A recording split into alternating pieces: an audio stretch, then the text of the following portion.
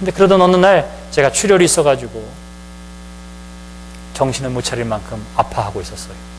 근데 장으로도 출혈이 있고 위로도 출혈이 있어서 흔히 이야기할 때 아래로는 혈변을 보고 위로는 토하고 그러는 거예요. 근데 아무도 없어요. 전화할 데가 없더라고. 갑자기 생각나는 사람이 하나도 없어요. 하나도 없어요.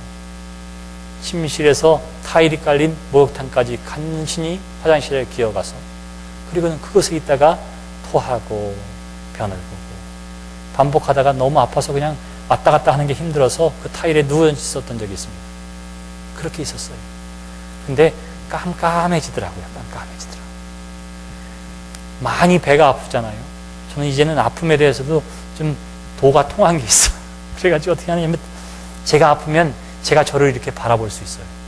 막 아파가지고 장이 꼬이고 트려지고 막 이래서 그냥 떼굴떼굴 구르다가 어떻게 하느냐면 시간이 지나면서 그 통증에서 내가 자유로워져요. 그래서 통증 가운데 있는 나를 이렇게 보는 것처럼 느껴져요.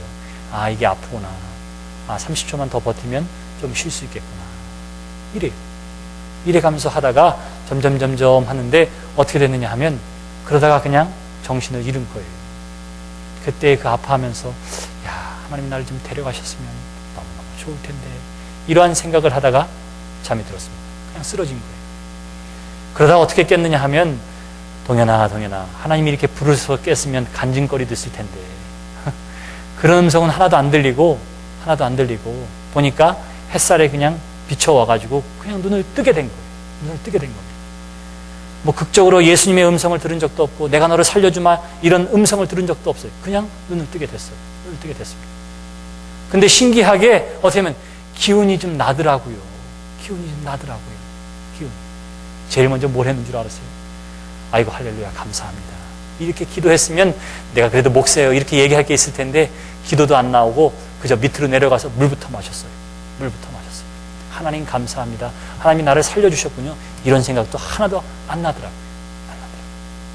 시간이 지나고 나니까 또 그러한 것들이 반복되는 과정 속에서 야, 하나님 참 대단하시다. 왜 이렇게 질기게 나를 살리실까?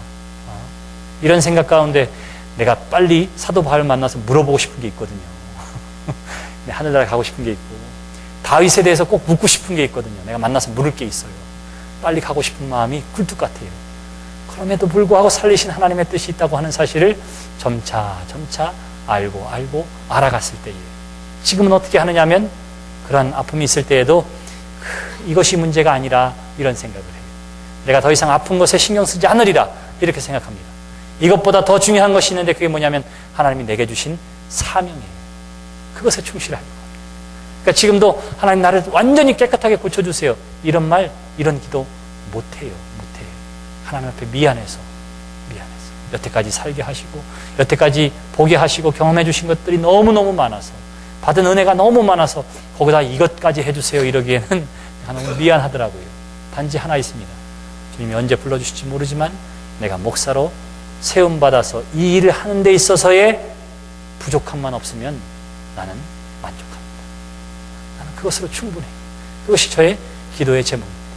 그런데 욥이 이렇게 고난과 아픔 가운데 있을 때에 차라리 내가 죽는 것이 더 나았을 텐데 하는 이 고난과 아픔의 절규가 저에게는 얼마나 구구절절히 가슴속에 와 닿는지를 모르겠어요.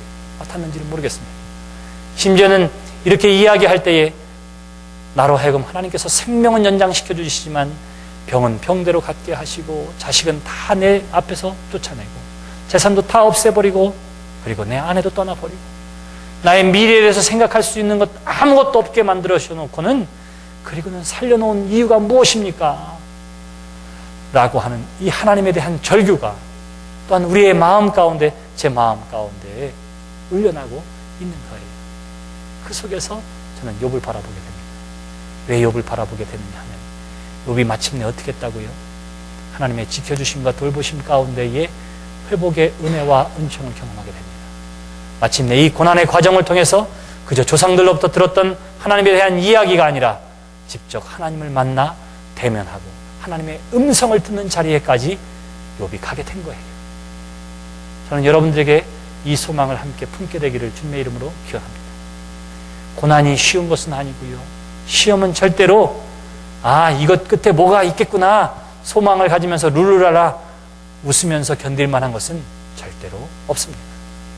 그런데 우리는 모든 인생은 다 뭐와 똑같으냐 하면 이미 결론을 알고 보는 재방송을 시청하는 것과 같은 그러한 인생을 우리가 살고 있는 거예요.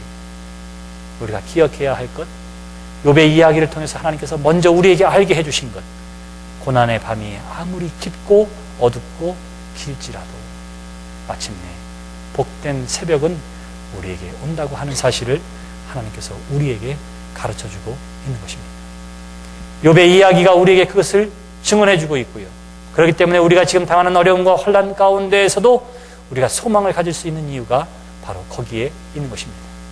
소망을 가질 수 없을 그때에 우리가 보아야 할 것, 오늘 이 고난의 현장 가운데 있는 욥의 울부짖음을 들으시기를 바랍니다. 욥도 자신의 인생에 대해서 초조할 만큼의 상처와 아픔을 가지고 있었고요. 그리고 그 상처와 아픔 가운데 드디어 누구를 향해서 입을 열기 시작해요?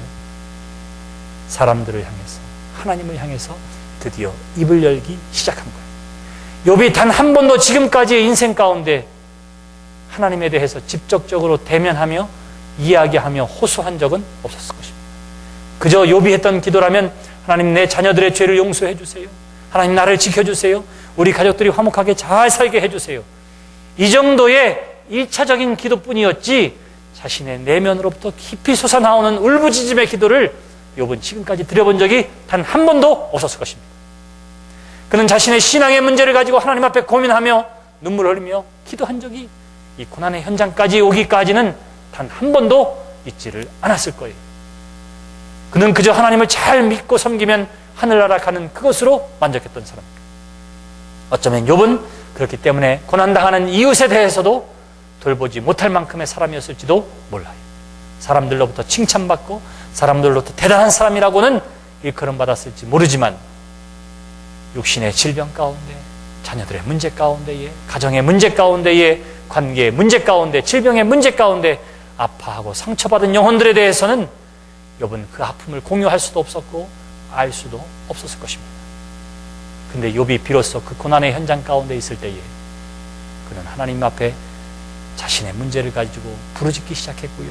그가 회복되어질 그쯤에는 고난당하는 다른 사람들의 상처까지도 위로하고 보다듬을 수 있는 하나님의 폭넓은 사랑의 마음을 가진 사람으로 저가 거듭나고 회복되어지게 된 줄 믿습니다. 이제 우리가 말하기 시작해야 하겠습니다. 이제 우리가 하나님 앞에 고백하기 시작하기를 바랍니다. 내 안에 있는 문제를 발견하고 내 과거의 상처를 발견하고 지금 내가 참을 수 없는 시험의 문제를 발견하고 그리고는 하나님 앞에 고백하고 말하기 시작하는 거예요. 우리의 입술을 열어서 고백하기 시작하는 거예요. 하나님께서 여러분들을 만나주실 것입니다. 하나님께서 여러분들을 어루만져 주시고 회복시켜